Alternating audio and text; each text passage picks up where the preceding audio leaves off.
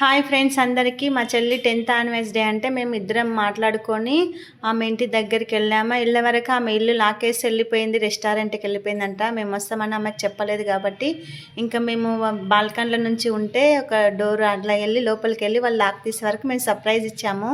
మా చెల్లి అయితే అసలు షాక్లో ఇంకా మీరు వచ్చిండ్రా నాకు అనేసి మా మరిది గారు కూడా చాలా ఆశ్చర్యపోయారు. మా చెల్లి అయితే ఇంకా అసలు నిజంగానేనా వీళ్ళు వచ్చిండ్రా అని అంత షాక్లో ఉండిపోయింది. తర్వాత వచ్చేసి మీరు ఏం చెప్పకుండా ఇలా సర్ప్రైజ్ ఇచ్చిందంటే మళ్ళీ ఇంకా ఉండాలి కదా, ఆ మాత్రం అక్క వాళ్ళు చేయకపోతే ఎట్లా అని ఇంకా మేము కొద్దిసేపు మాట్లాడుకున్నాం. ఇంకా మా చెల్లి ఇంకో ఆమె వీడియో కాల్లో కూడా చూసుకుంటూ మా చిన్న చెల్లి చూస్తుంది. మొన్న పెళ్ళైన ఆమె రాలేదు. ఇంకా మేము చిన్న చిన్నగా ఏదో మా తోచిన కానీ చిన్న చిన్న గిఫ్ట్ ఇచ్చి ఆమెను సంతోషపెట్టినాము.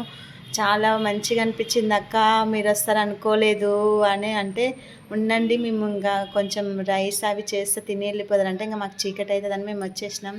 మా మరిది అయితే చాలా సంతోషంగా అనిపించింది, వదిన మీరందరూ వచ్చినందుకు అంటే.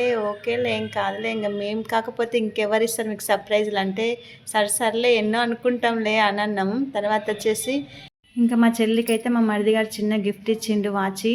చాలా సంతోషపడింది. Bye friends, please subscribe.